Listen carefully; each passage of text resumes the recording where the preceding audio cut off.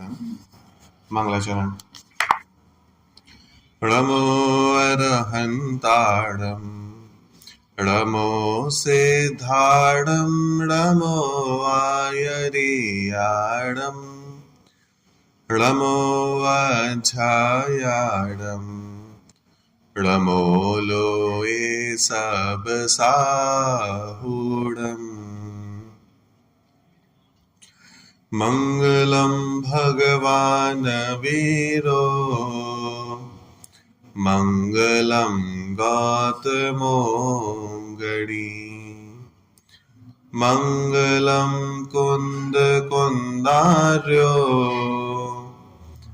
जैन धर्मोस्तु मंगलम सर्वमंगल मांगल्यम सर्वकल्याणकारकम् प्रधानं सर्वधर्माणां जैनं जयतु शासनम् जैनं जयतु शासनम्। वन्दितु सवसिद्धे धुवमचलमणोवगं गतिं पत्ते वोच्छामि समय पाहुड़ मेडमो सुध केवली भड़िदम।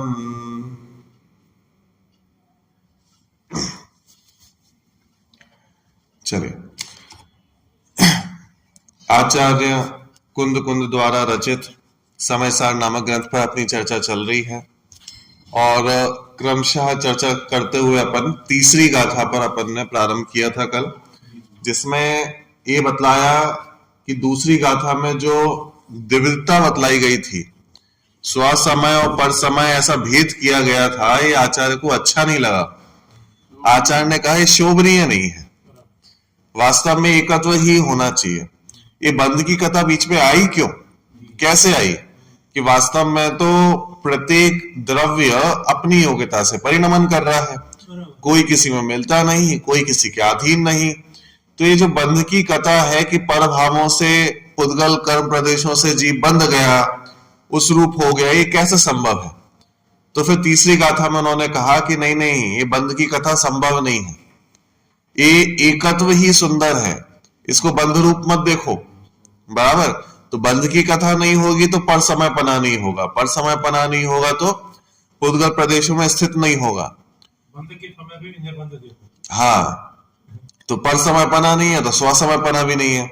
तो ये जो द्विविधता है ये भी खंडित हो जाती है और ये भी नाश को प्राप्त होगी। तो क्या बचेगा? सिर्फ शुद्ध जो समय है, जीव पदार्थ है, वो ही बच के आएगा। और वो ये जो एकत्व है ये वास्तव में क्या है? सुंदर है, सर्वत्र सुंदर है। ठीक है, इतनी चर्चा अपनी कल हो गई थी।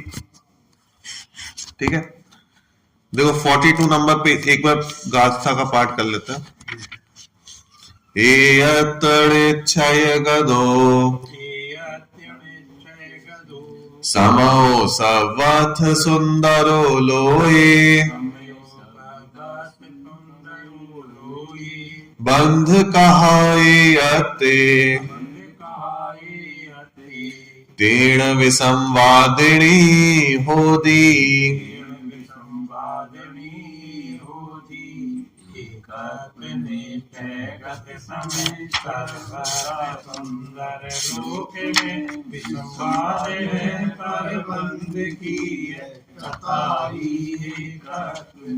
बराबर। ठीक है, एक बार जो 42 नंबर पेज पे अपन ने लास्ट पैराग्राफ पढ़ा था उसके ऊपर पढ़ के फिर अपन आगे प्रारंभ करते हैं, जो सबसे ऊपर ही है। यहाँ यह कहा जा रहा है कि जब प्रत्येक द्रव्य भिन्न भिन्न ही है, अपने अपने में ही रहते हैं, कोई किसी को छूता नहीं है, तो फिर आत्मा का पुद्गल के प्रदेशों में स्थित होना कैसे संभव है? ठीक है, इस बंध की कथा में ही विसंवाद है, अथवा यह बंध की कथा ही विसंवाद पैदा करने वाली है।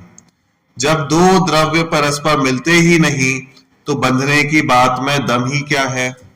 बराबर, इतनी चर्चा कल अपन ने कर ली थी। ठीक है, इसके आगे की चर्चा अपन करते हैं। जब आत्मा बंधा ही नहीं है तो उसके सर पर समय पना ही नहीं ठहरता। जब पर समय पना ही नहीं है तो फिर स्व समय कहना भी ठीक नहीं है, क्योंकि स्वसमय तो पर समय की अपेक्षा कहा जाता है, ठीक है।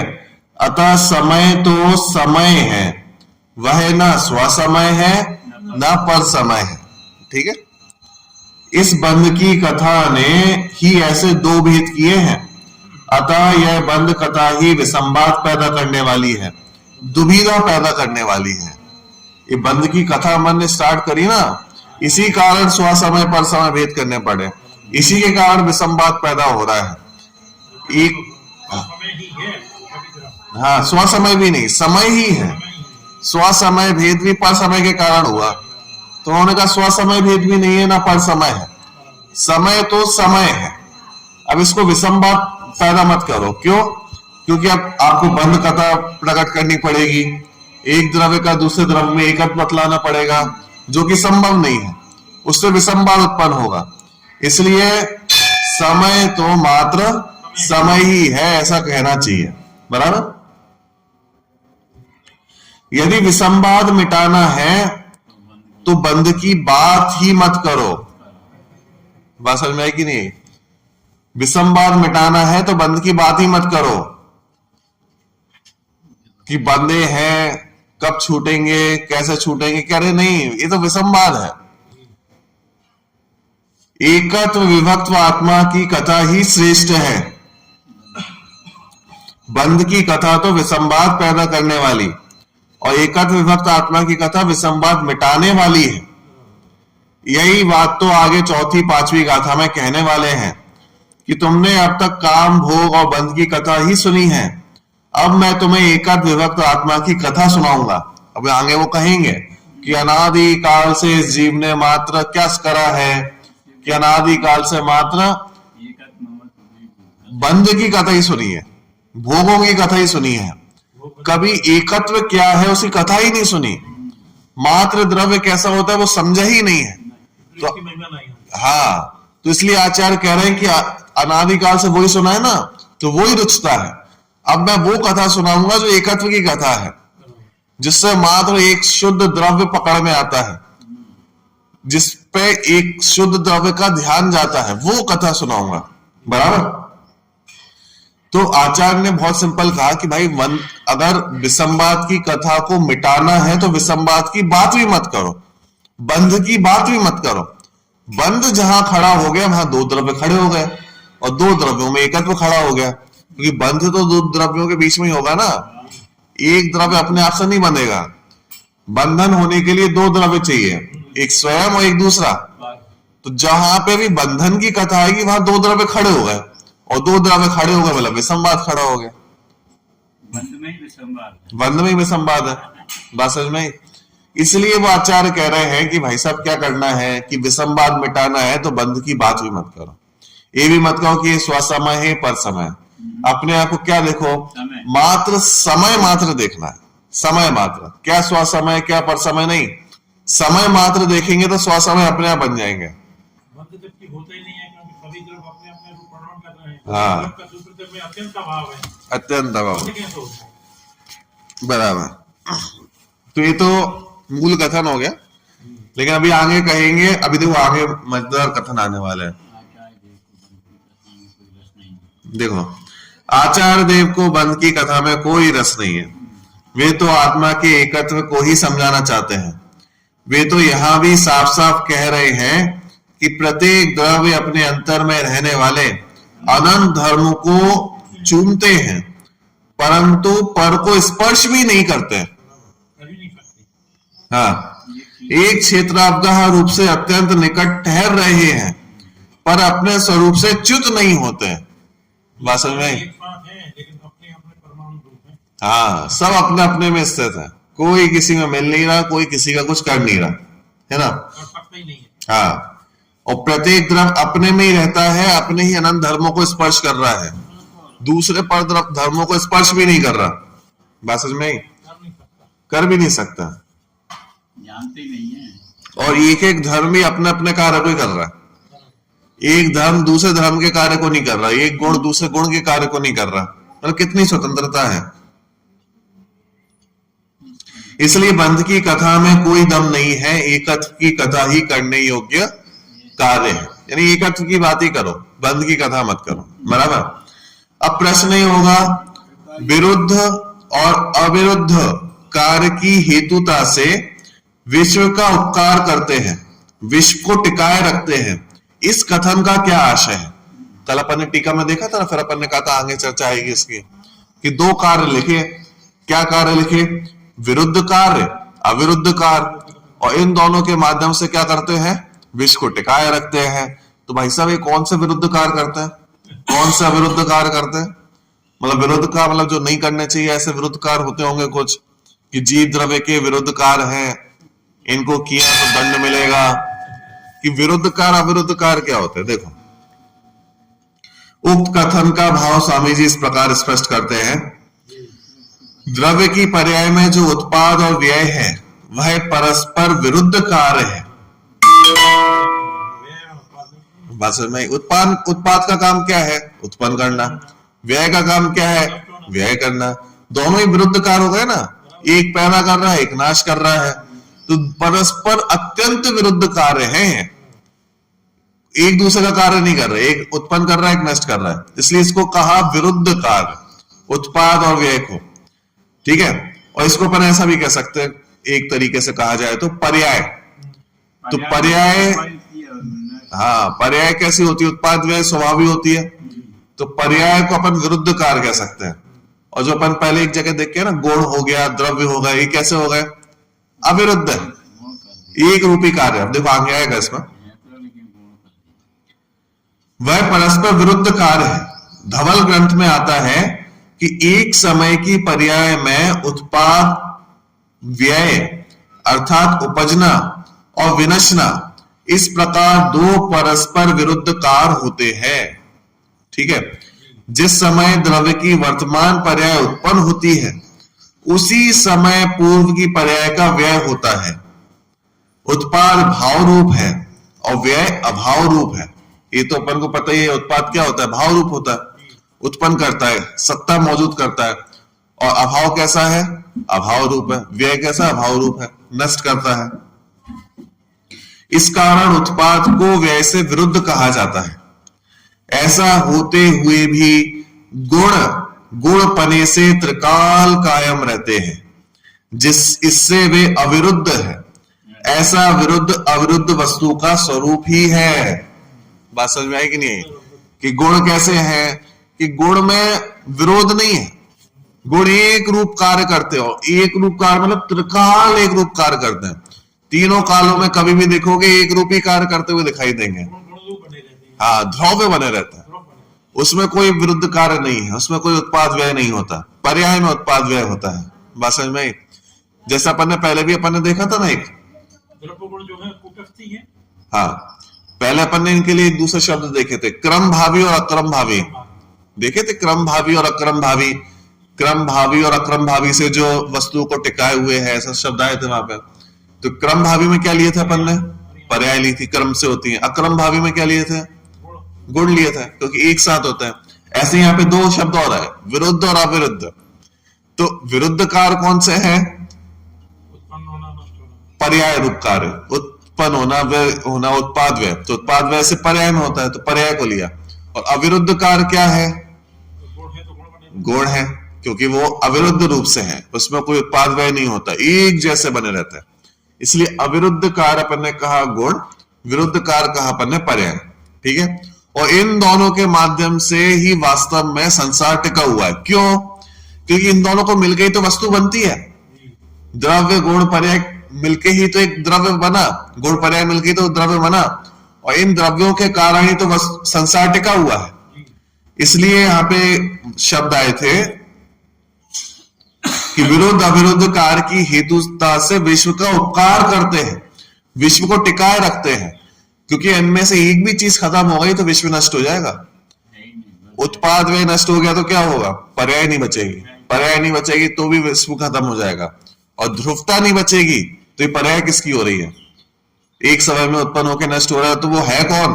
ध्रुवता ही नहीं बची तो सब खत्म। यानी इनमें से एक भी चला गया तो विश्व का उपकार नहीं हो पाएगा, विश्व समाप्त हो जाएगा।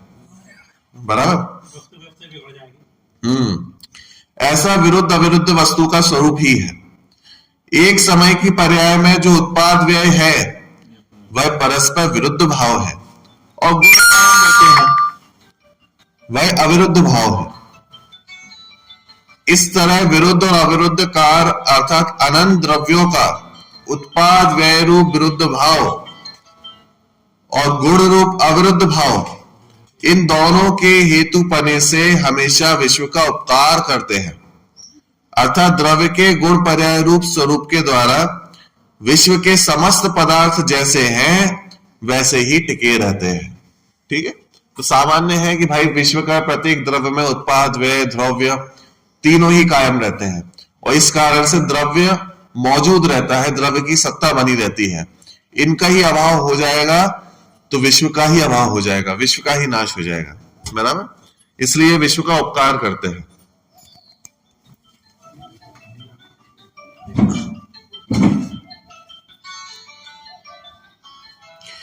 प्रत्येक द्रव्य का परिणमन अपने में ही होता है, कोई भी द्रव्य पर रूप परिणमन नहीं करता। इस कारण प्रत्येक द्रव्य का व्यक्तित्व सदा स्वतंत्र ही रहता है। बात समझ में आएगी नहीं कि भाई हम प्रत्येक द्रव्य स्वतंत्र क्यों है?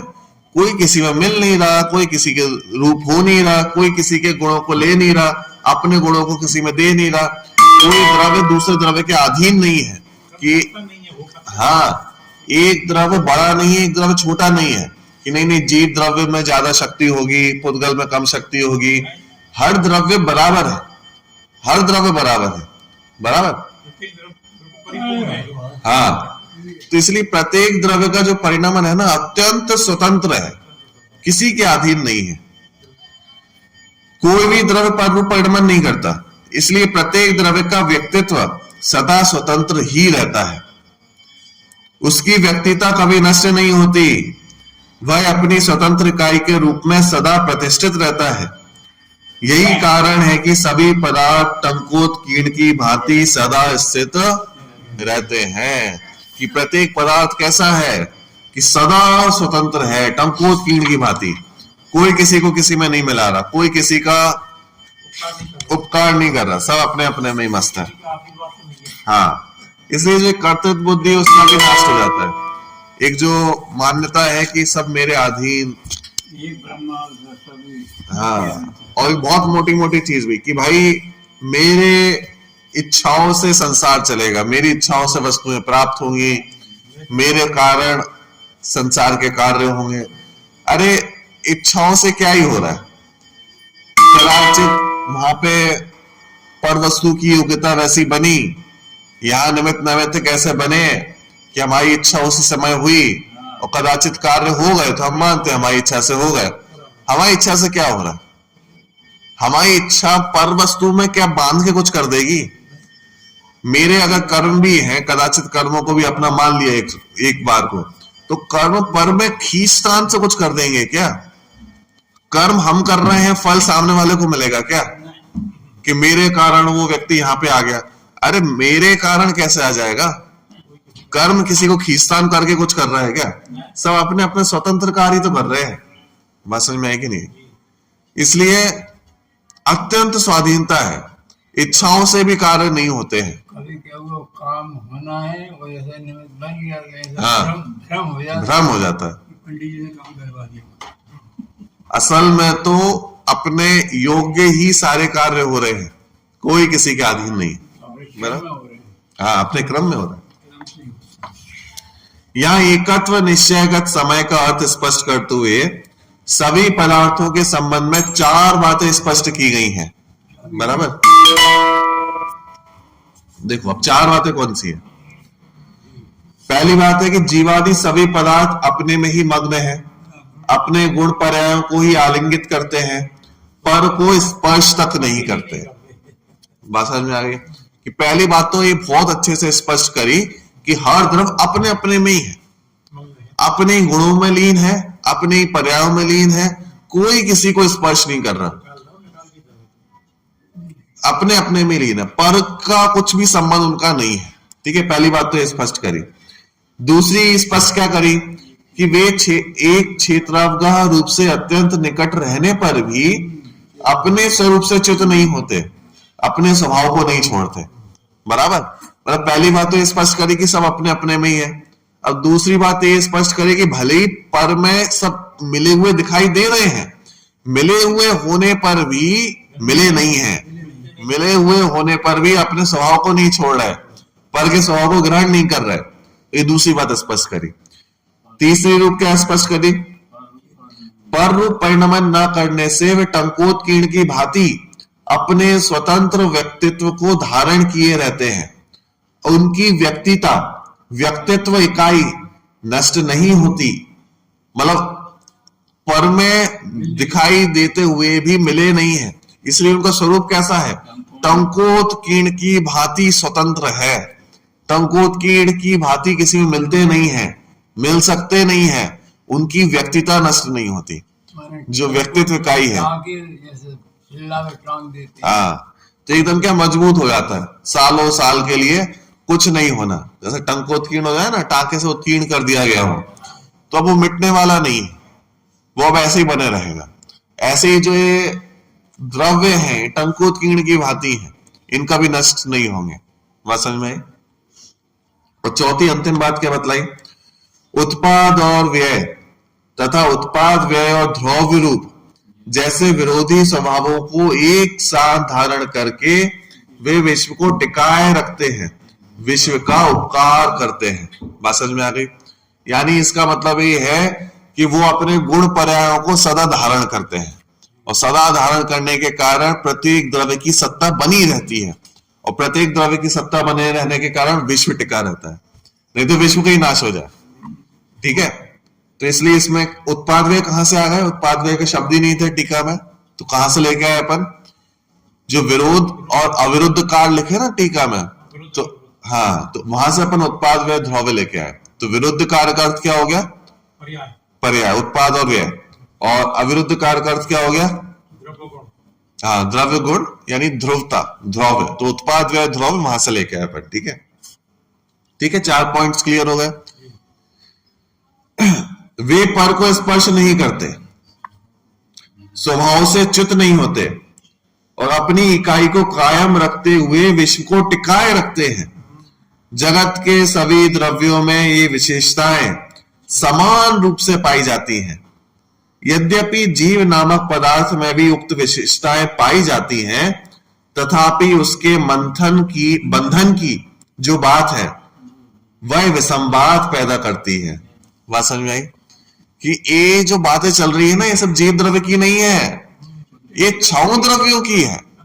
हर द्रव्य की स्वतंत्र बात चल रही है, ये स्वतंत्र इकाई हर द्रव्य की है। बात समझना, मात्र जीव द्रव्य ही ऐसा होगा जो अपने गुण द्रव्यों को कायम रखता होगा, ऐसा नहीं। हर द्रव्य अपने स्वतंत्र इकाई को कायम रखता है, कोई किसी में नहीं मिल रहा। बात समझ में आई? देखो, वे पर को स्पर्श नहीं करते, स्वभाव से च्युत नहीं होते, अपनी इकाई को कायम रखते हुए विश्व को टिकाते हैं। जगत के सभी द्रव्यों में विशेषताएं समान रूप से पाई जाती है।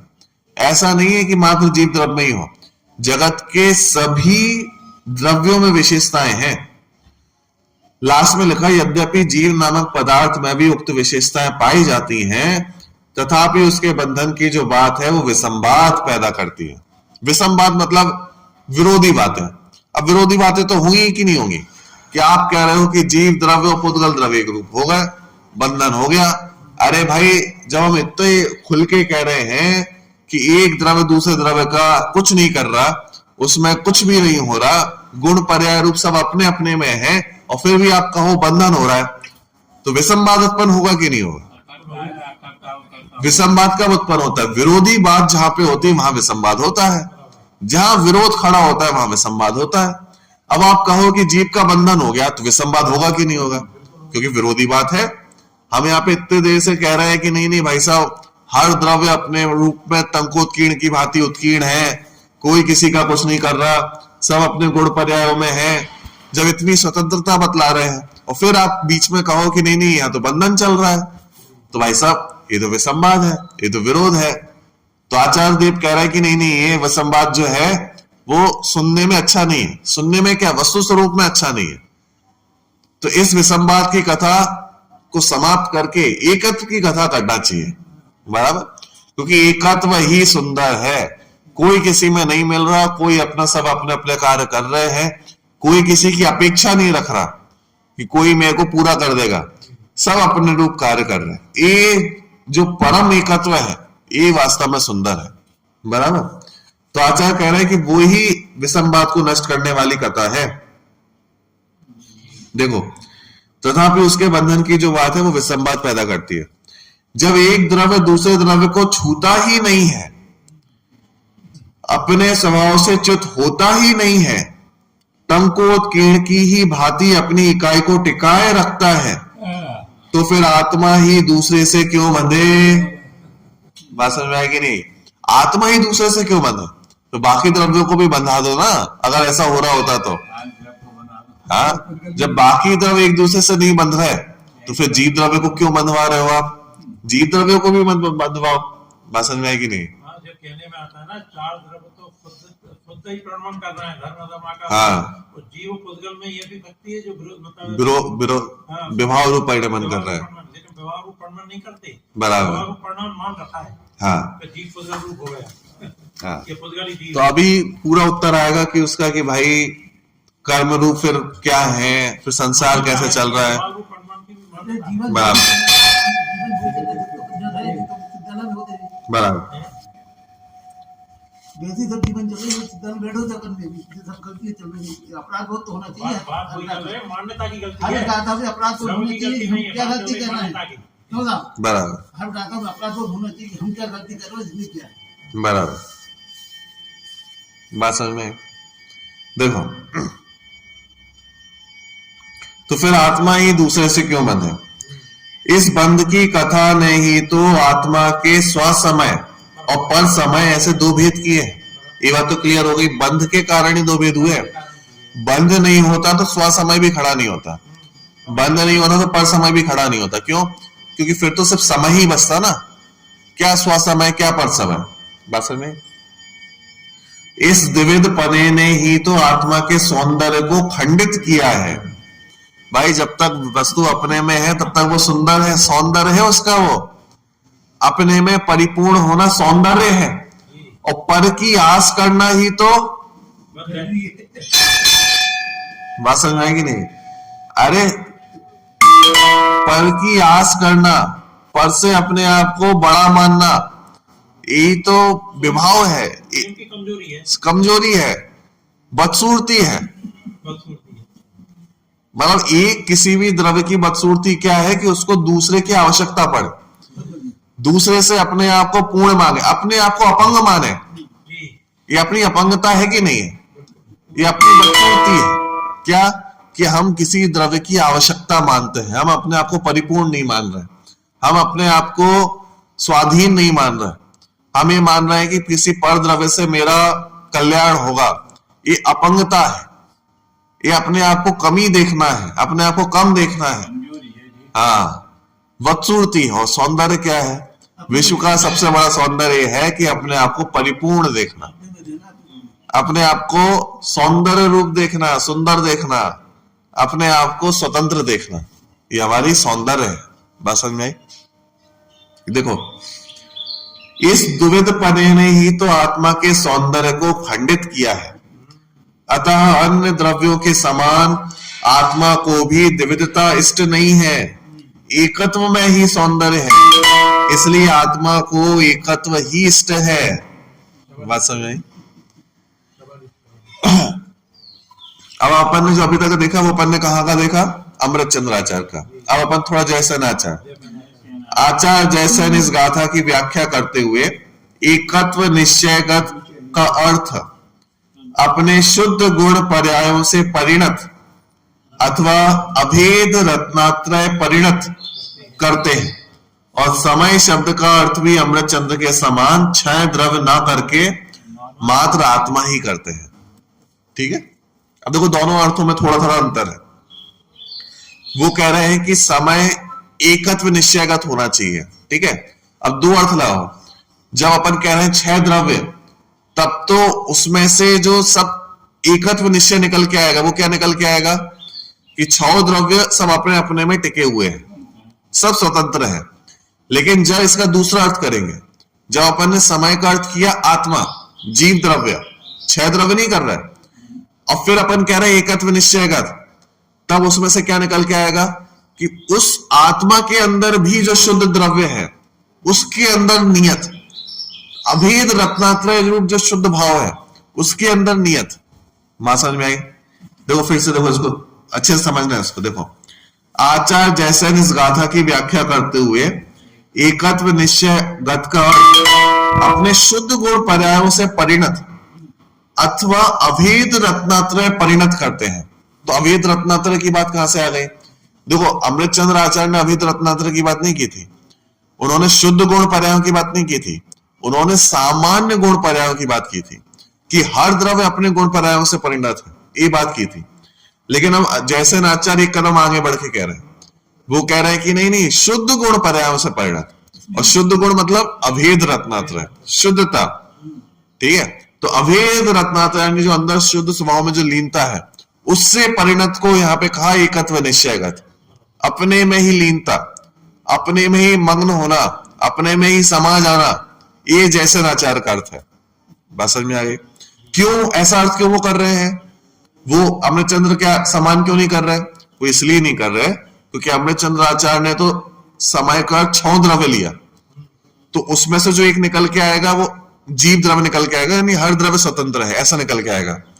लेकिन जैसे आचार्य तो समय का अर्थ जीव ही कर रहा है, तो जीव में भी एकत्व निश्चयगत कैसे करें हम कि विभाव को अलग कर दो, स्वभाव को अपने ग्रहण कर लो, तो अभेद रत्नात्रय में लीन हो जाओ। बात समझ में आई कि नहीं?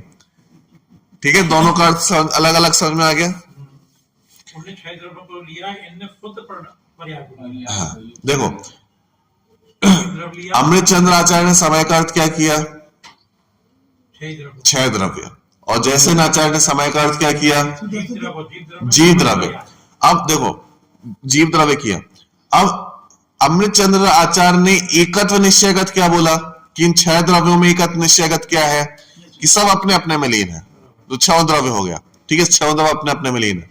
अब जैसे आचार्य ने सिर्फ जीव द्रव्य पकड़ा था, आत्मा ही पकड़ी थी, तो उन्होंने भी एकत्व निश्चयगत क्या बोला कि इसमें ही लीन हो जाओ। और इसमें ही लीन हो जाओ मतलब क्या कि अभेद रत्नात्रय, शुद्ध भाव, बाकी सब भावों को हटा दो, सब हटा दो, पर भाव हो गया, सब हटा दो, तो सिर्फ शुद्ध भाव, अभेद रत्नात्रय रूप परिणत। बात समझ में आ गई? देखो फिर से, आचार्य जैसे इस गाथा की व्याख्या करते हुए एकत्व निश्चयगत का अर्थ अपने शुद्ध गुण पर्यायों से परिणत अथवा अभेद रत्नात्रय परिणत करते हैं, और समय शब्द का अर्थ भी अमृतचंद्र के समान 6 द्रव्य ना करके मात्र आत्मा ही करते हैं। बात समझ में आ गई? तो ये दोनों में अंतर है। इस प्रकार उनके अनुसार अभेद रत्नात्रय परिणत अर्थात निश्चय रत्नात्रय परिणत आत्मा ही एकत्व निश्चयगत आत्मा है, और वही लोक में सर्व सुंदर है, वही आत्मा का वास्तविक स्वरूप है। बात समझ में आ गई? हाँ, उन्होंने 6 द्रव्यों को नहीं लिया, उन्होंने सिर्फ आत्मा यानी जीव द्रव्य को लिया, यानी वो सिर्फ जीव द्रव्य की बात कर रहे हैं, 6 द्रव्यों की बात नहीं कर रहे। बात समझ में आ गई?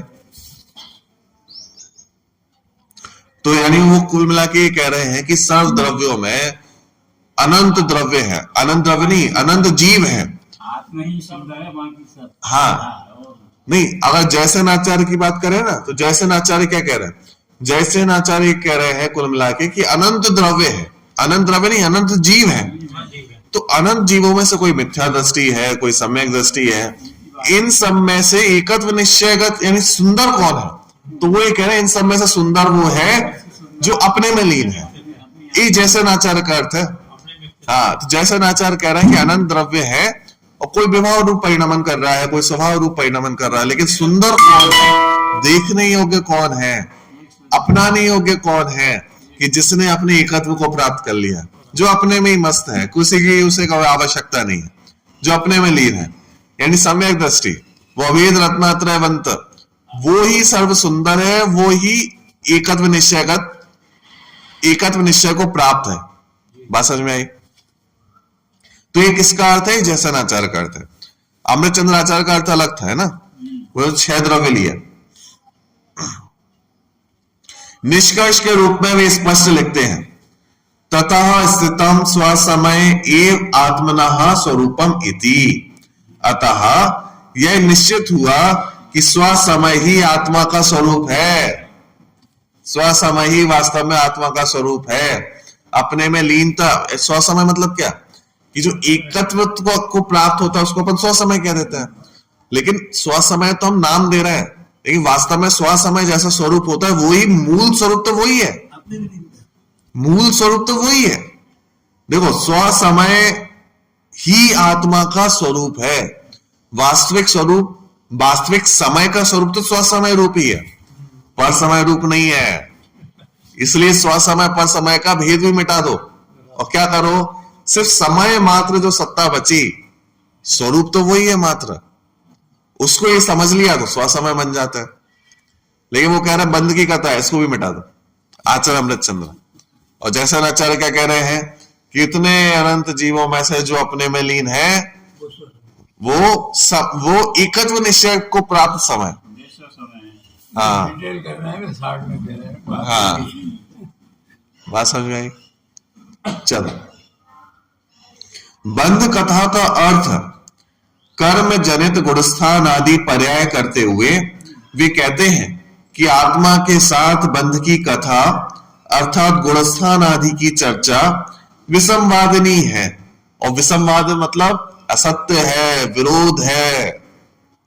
ध्यान रहे, आचार्य जयसेन विसंवादनी का अर्थ स्पष्ट रूप से असत्य करते हैं। मतलब अमृतचंद्र आचार्य ने तो एक बार को नहीं लिखा कि विसंवाद का अर्थ क्या है, लेकिन जयसेन आचार्य तो स्पष्ट रूप से लिखते हैं कि विसंवादनी मतलब क्या, असत्य कथा। मतलब वो ये कह रहे हैं कि जो जीव के साथ अपन बोलते हैं ना, राग द्वेष है, गुणस्थान है, मार्गण स्थान है, ये सब जीव के साथ चल रहे हैं। तो आचार्य जैसे तो स्पष्ट लिखते हैं, ये कथा बोलोगे, जीव के साथ गुणस्थान बोलोगे, बिल्कुल असत्य बात है, बिल्कुल स्पष्ट बोल रहे हैं। आचार्य जैसे ने तो असत्य नहीं बोला भटकाने की है। लोग को भटकाने की बात नहीं। हाँ, बात समझ में आई। तो आचार्य जयसन विसंवादनी का अर्थ स्पष्ट रूप से असत्य करते हैं। इस प्रकार उनके अनुसार गुणस्थान आदि पर्यायों की चर्चा अथवा इन पर्यायों की ओर से आत्मा की चर्चा असत्यार्थ है। आप ये मत बोलो कि गुणस्थान है, क्योंकि गुणस्थान मोह के कारण बनते हैं, मोह और योग के कारण। तो हम जब यही नहीं कह रहे कि मोह है, हम यही नहीं कह रहे कर्म है, हम यही नहीं कह रहे परभाव है, तो फिर बंद की कथा कहां से आ गई बीच में, गुणस्थान कहां से पैदा हो गए। बात समझ में आएगी नहीं। और इस रूप अगर कथन किया जाएगा तो वो असत्य कहलाएगा, विसंवाद को उत्पन्न करेगा। क्यों? क्योंकि एकत्व निश्चयगत है ना, प्रत्येक पदार्थ एकत्व निश्चयगत है। बात समझ में आई। इस प्रकार उनके अनुसार गुणस्थान आदि पर्यायों की चर्चा अथवा इन पर्यायों की ओर से आत्मा की चर्चा असत्यार्थ है। सीधे असत्य बोल दिया उन्होंने। मतलब जैसे आचार्य तो सीधे असत्य बोल रहे हैं। ऐसा भी नहीं कि कदाचित सत्य है, किंचित सत्य है, किंचित असत्य है, नहीं, एकदम असत्यार्थ है। ऐसी चर्चा करो ही मत। क्यों? क्योंकि ऐसी चर्चा करोगे, क्योंकि आचार्य ने स्टार्टिंग में कहा ना कि अगर आपको विसंवाद खत्म करना है तो बंद की चर्चा भी मत करो, बंद देखो ही मत। एकत्व देखोगे, एकत्व को प्राप्त करोगे, बंद देखोगे, बंद को प्राप्त करोगे। जैसा देखा जाएगा वैसा प्राप्त करोगे। जैसा अपन कहते हैं ना, हाँ, जैसी दृष्टि वैसी सृष्टि। भाई जैसा देखोगे वैसे ही सृष्टि दिखाई देगी। वो ये आचार्य कह रहे हैं कि अगर बंध रूप दिखाई देखोगे अपने आप को तो बंद ही होगा, अगर मुक्त देखोगे, मुक्त स्वभाव देखा जाएगा तो मुक्ति मिलेगी। बात समझ में आएगी नहीं। तो आचार्य कह रहे हैं कि नहीं नहीं, क्या करना है अपन को कि अगर विसंवाद को मिटाना है, ये बंध की कथा को नष्ट करना है, तो बंध की कथा ही मत करो, बंध देखो ही मत, सिर्फ एकत्व देखो। और एकत्व मात्र देखा जाएगा कि सब अपने द्रव्य अपने आप में स्वतंत्र है, लीन है, तो क्या होगा कि एकत्व को प्राप्त हो जाएंगे, मुक्ति को प्राप्त हो जाएंगे। अगर देखा जाएगा कि नहीं नहीं बंधन है, तो क्या होगा, विसंवाद उत्पन्न होगा, बंध होगा। बराबर। तो इस प्रकार उनके अनुसार गुणस्थान आदि पर्यायों की चर्चा अथवा इन पर्यायों की ओर से आत्मा की चर्चा कैसी है? असत्यार्थ है। बराबर। उक्त संपूर्ण विश्लेषण का तात्पर्य यह है कि एकत्व निश्चयगत आत्मा की कथा ही वास्तविक है, करने योग्य है, विसंवाद मिटाने वाली है, और काम भोग बंध की चर्चा करना ठीक नहीं है, विसंवाद करने वाली है। अब क्योंकि आगे वाली गाथाओं में ना एक काम भोग बंधन की कथा की बात आएगी। आचार्य देव कह रहे हैं दो प्रकार की कथाएं होती हैं, एक है काम भोग बंधन की कथा और एक है एकत्व की कथा। काम भोग बंधन की कथा हम अनादि से करते हुए आ रहे हैं, और जो जीव काम भोग बंधन की कथा करेगा उसे संसार ही मिलेगा, बंध ही मिलेगा, विसंवाद ही उत्पन्न होगा। और आचार्य कह रहे हैं कि अगर इसको छोड़कर एकत्व की कथा करोगे, जो हम कर रहे हैं अभी, बंध को देखो ही मत, एकत्व को देखो, तो क्या होगा? बंध समाप्त होकर निर्बंध अवस्था प्राप्त हो जाएगी, अपने में एकत्वता प्राप्त हो जाएगी। बात समझ में आई? इसलिए जैसा देखा जाएगा वैसा प्राप्त होगा। अब देखो बहुत समझने वाली बात है कि एकांती होने का मतलब यहां पे नहीं कहा जा रहा है, एकांती होने को नहीं कहा जा रहा है, एक पक्ष को ग्रहण करने को कहा जा रहा है। इसका मतलब दूसरे पक्ष को हम बिल्कुल ही तिरस्कार कर रहे हैं ऐसा नहीं। दूसरा पक्ष हमारी दृष्टि में तो है लेकिन उपादेय नहीं है, अभी ग्रहण करने योग्य नहीं है, वो रखा हुआ तो है। बात समझना बहुत ध्यान से कि भाई साहब बिल्कुल ही बंधन नहीं है तो मैं तो सिद्ध समान हो गया, अभी वर्तमान में ही सिद्ध समान शुद्ध हो गया, एकत्व ही है तो अभी कर्म तो है ही नहीं, बिल्कुल ही मुक्त हो गया हूं मैं, व्यवहार में भी मुक्त हो गया, संसार में भी मुक्त हो गया, संसार है ही नहीं। किस दृष्टि से कथन किया जा रहा है और किस दृष्टि को अपन को गौर करके समझना है, बैक ऑफ द माइंड वो बहुत क्लियर होना चाहिए। बात समझ में आई कि नहीं? द्रव्य स्वभाव से देखा जा रहा है तो द्रव्य स्वभाव से बंधन नहीं ही है ही नहीं, क्योंकि कोई द्रव्य मिलता ही नहीं है। लेकिन व्यवहार वाला जो पक्ष है उसको हम गौण कर रहे हैं, अत्यंत गौण कर रहे हैं, लेकिन back of the mind clear होना चाहिए कि सिद्ध समान अभी नहीं हूं मैं। सिद्ध समान शुद्धता है देखने पर, शक्ति अपेक्षा। बात समझ में आएगी नहीं? लेकिन सिद्ध समान पर्याय में भी हो गया कि नहीं, नहीं ऐसा नहीं कहा जा रहा है। बात समझना।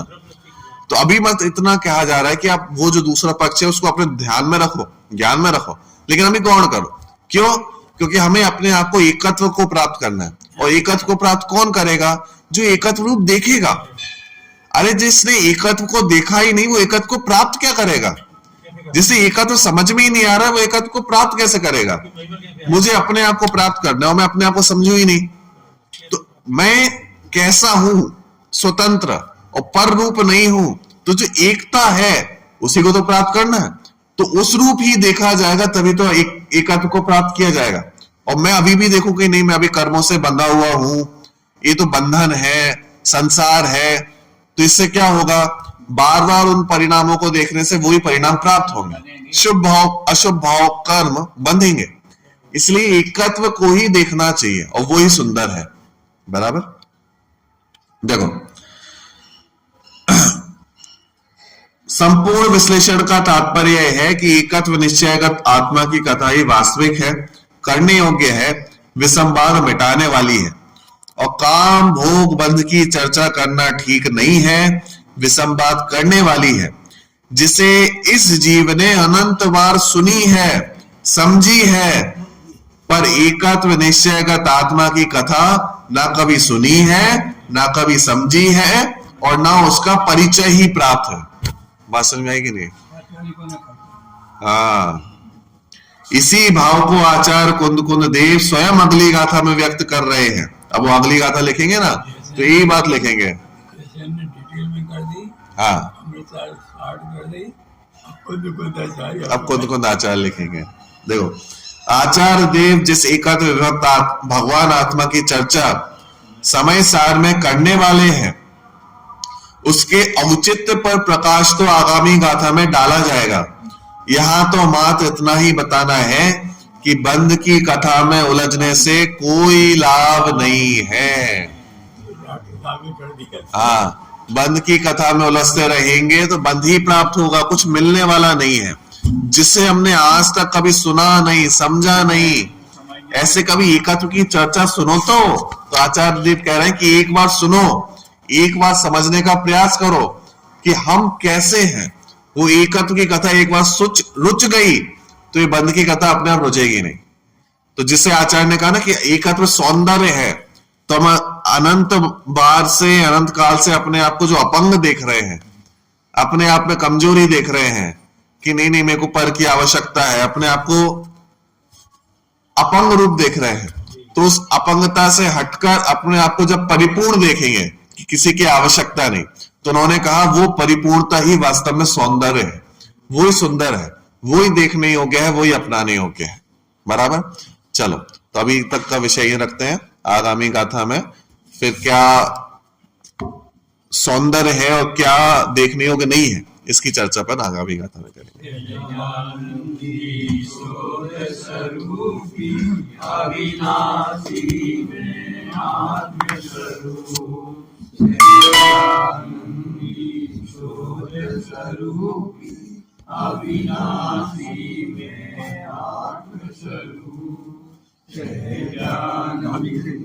शोध स्वरूपी अविनाशी में आत्मस्वरूप। नंबर 8, पेज नंबर 18, स्थिति नंबर 8। जिनवाणी जगमैया जन्म दुख मेट दो, जिनवाणी जगमैया जन्म दुख मेट दो, जन्म दुख मेट दो, मरण दुख मेट दो, जिनवाणी जगमैया जन्म दुख मेट दो।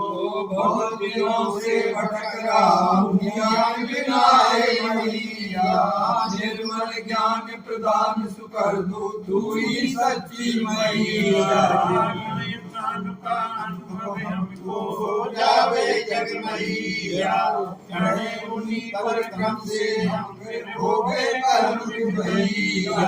वस्तु एक रूप है हम लोग सबका न्यारा, हर विवाद का हल हो सकता शांतवाद के द्वारा।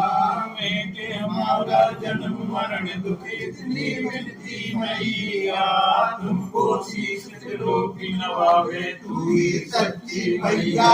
जन्म दुख मेट दो, जिनवाणी जगमैया जन्म दुख मेट दो।